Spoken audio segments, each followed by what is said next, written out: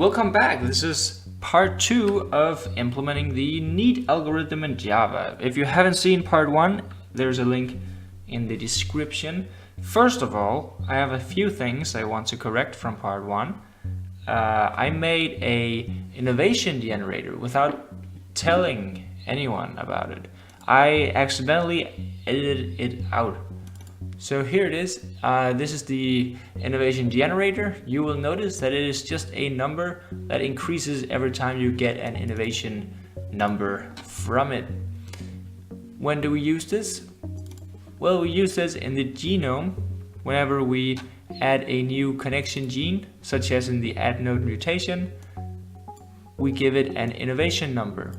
This means that all the connection genes in the entire population, because they get their innovation number from the same innovation generator, then all the connection genes in the entire population will share these historical markings. So if you compare two connection genes in two different genomes in the population, you can see if they are corresponding to each other, if they are the same gene. Even though the weight may have changed. So that's the innovation number. I also didn't say anything about this method right here, con_disable. This is in the add node mutation again, when we randomly select a connection gene from the genome, and then we replace it with a node and two new connections. That's what's happening down here. The old connection is not removed from the genome, it is just disabled. So if we go into this disable function, we see that it just means that the expressed bit will be false. You remember from part 1, I showed this representation of a genome. Here are the connection genes.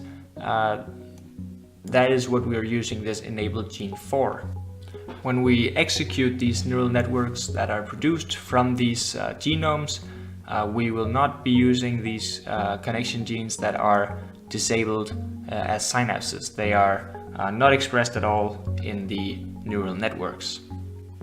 Since I only got to test the crossover function down here in part 1, I will now have to test the add node mutation as well as the add connection mutation to make sure that they are implemented correctly.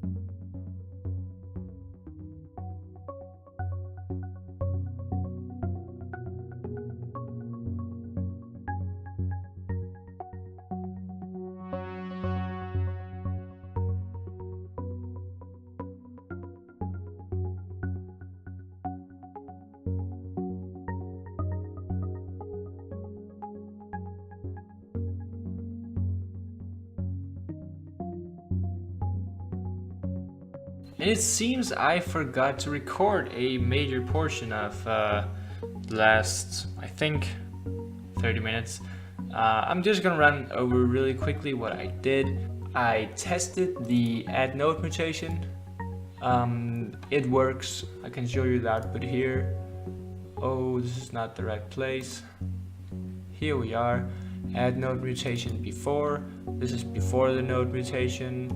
This is after the node mutation. You can see we got a new node here. The impact of this new mutation here, this computation of this system here is equal to this one, so it doesn't disrupt calculation, but it will have more places to optimize in the future. I implemented a new mutation that is described down here in the parameter settings. There's an 80% chance of a genome having its connection weights mutated, in which case each weight has a 90% chance of being uniformly perturbed and a 10% chance of being assigned a new random value. I am going to, or I have already decided that this uniformly perturbed is going to be the weight multiplied by a random number between -2 and 2. And when being assigned a new number, we will also assign a value between -2 and 2. So it's either getting assigned the value or getting multiplied by it. And in the genome here, we have the function mutation that I just added. And we also tested it. see in here, we have a test before and a test after. I already ran it. The mutation test before, that's the network from before as well, right? And this is after. See, so the weights, they change in some way. All the weights change in some way. Some of them are multiplied, some of them are assigned a new value. Okay. Okay, I think we're ready to continue here. That was the parameter settings. That's actually a section that we haven't made it to yet, so I'm just gonna, I just noticed that there was an extra mutation down there.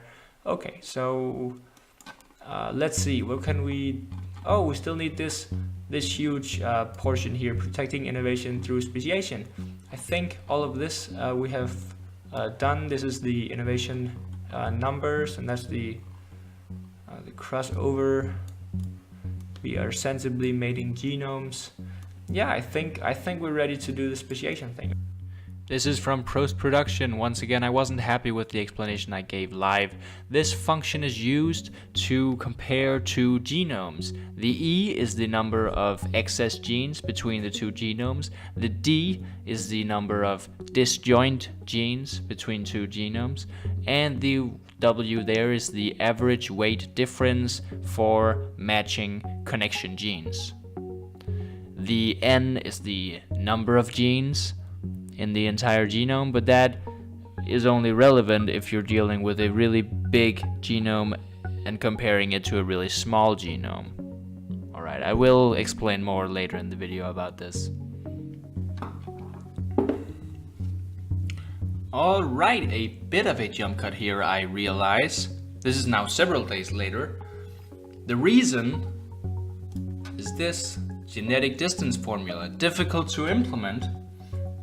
Because in part 1 I made the decision to not give node genes an innovation number, and thus we can't keep track of them, and thus we can't know what is an excess gene and what is a disjoint gene.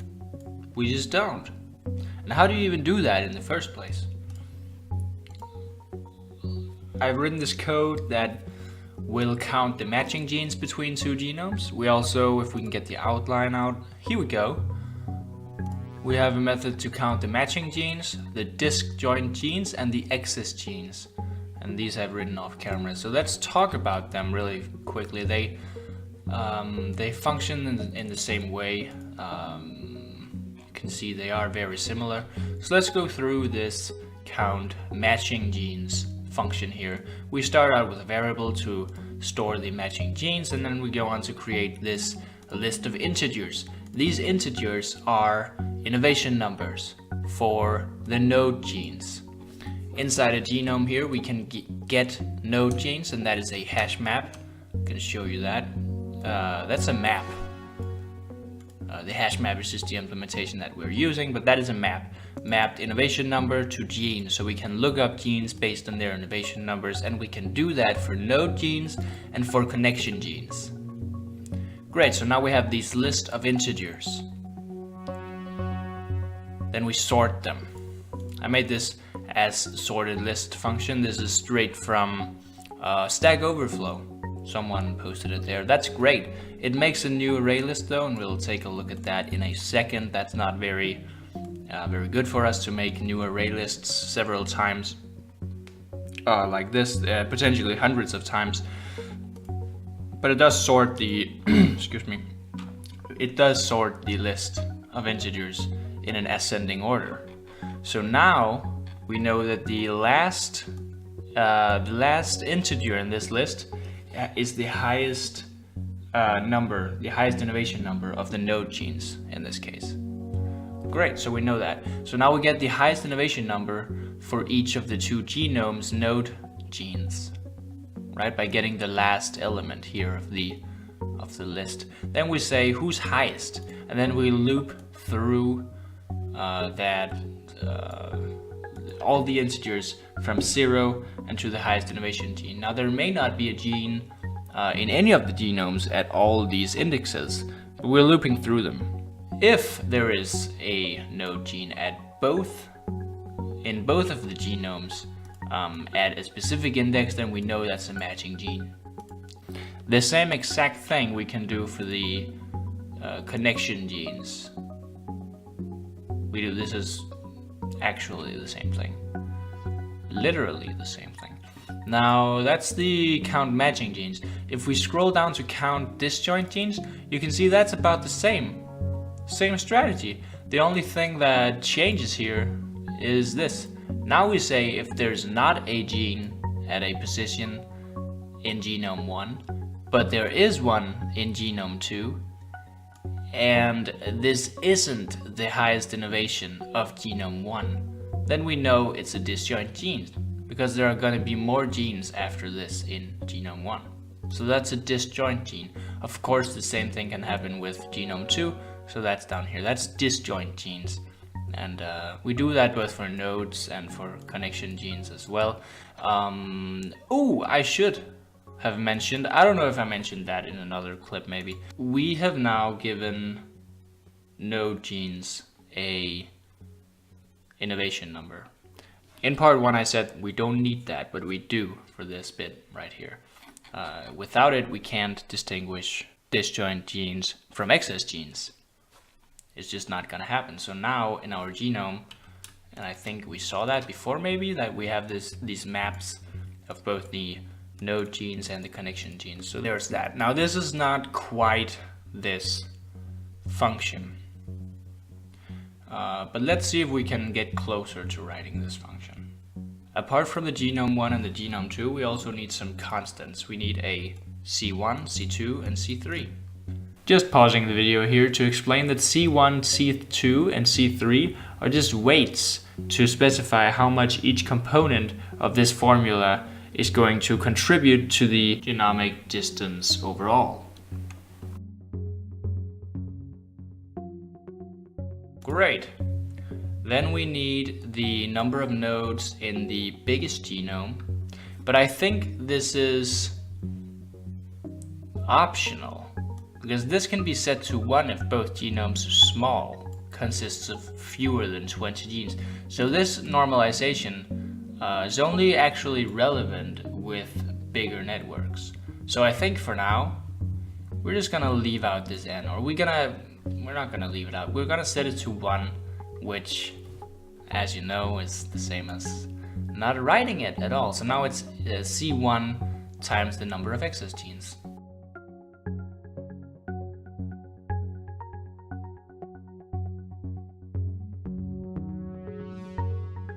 Great, that's the excess and the disjoint genes. So we should multiply them by C1 and C2. Let's do that.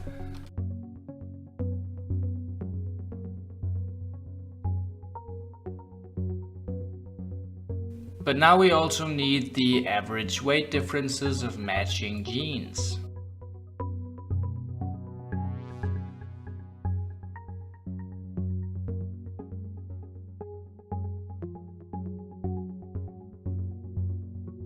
Oh, but we're gonna keep the matching genes.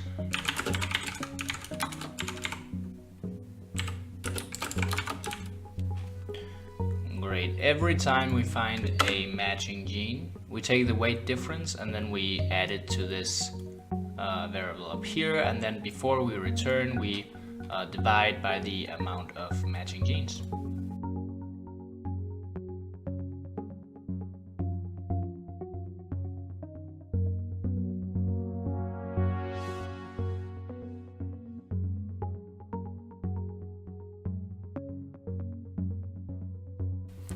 Great, that is the average weight difference of the connection genes.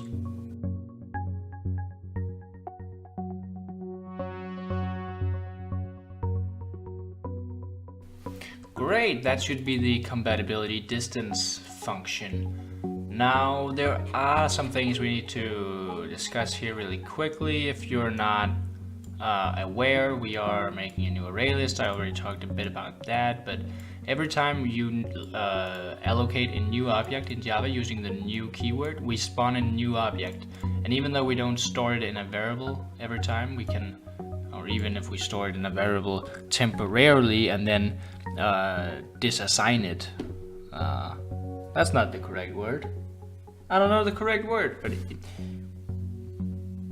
no matter. Whenever we use the new keyword, we make a new object, and that new object has to be deleted by the garbage collector at some point, and that takes time. So if you do this thousands of times, then it's not very efficient. It's dumb.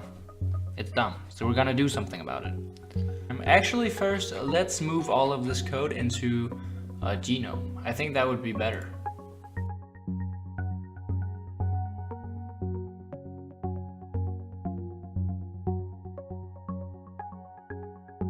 Now our test broke. This is just testing. I'm gonna cut to where we clean up the util class. And our util class can be deleted now. Great. Are we recording? Yeah, we are. Yes, we're fixing this array list. I'm not happy about exposing a method like asSortedList. So let's mark it private. Alright, and every time we need a new array list, all the way up here, I'm gonna make a static.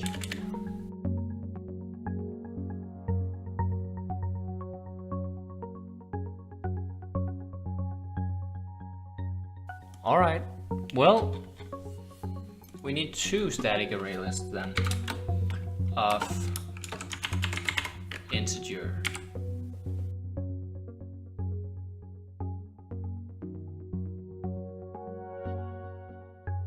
Now, down here, we actually don't need to have this generic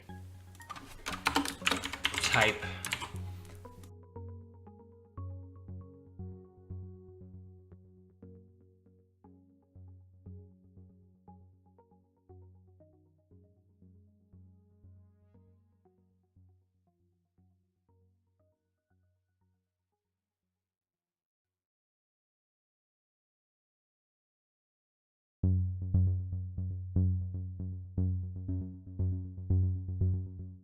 Clear the array list, add all of the collection to it, sort it, and then return it. Awesome, and this doesn't make new objects like crazy. So we just need to allocate these two variables in a sensible way in these functions. And that shouldn't be very hard at all.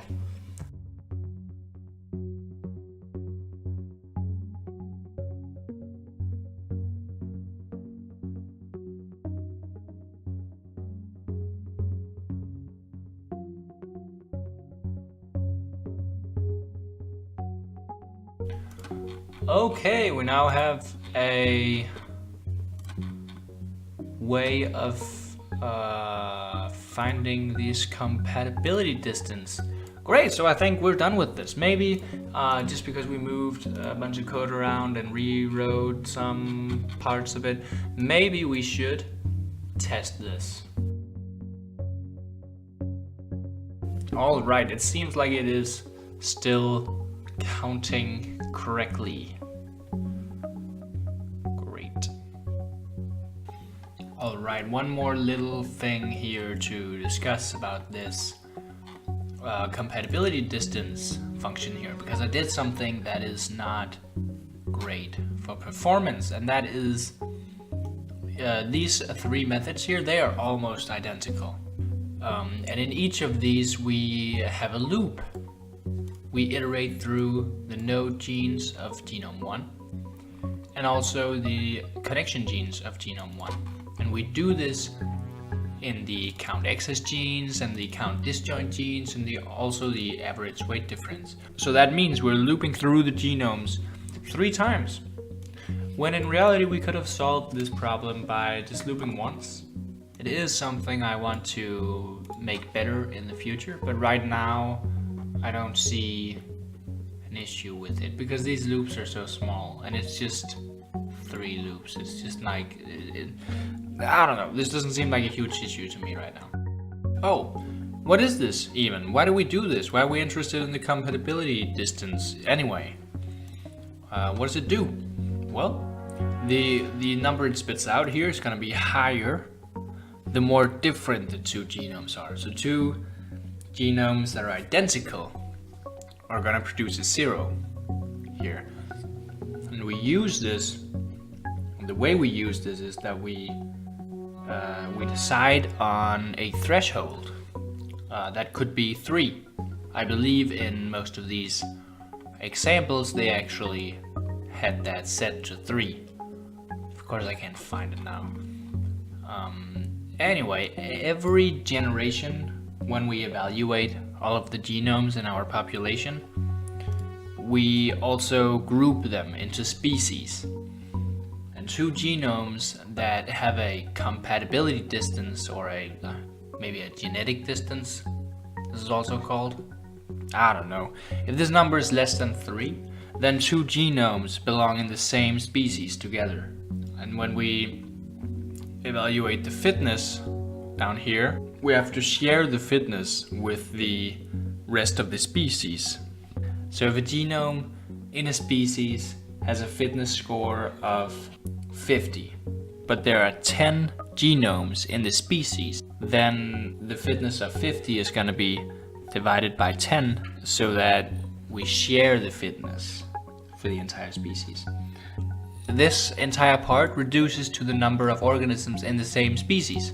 So we're just dividing the fitness by the number of organisms in the same species. So this way, one species can't take over the entire population.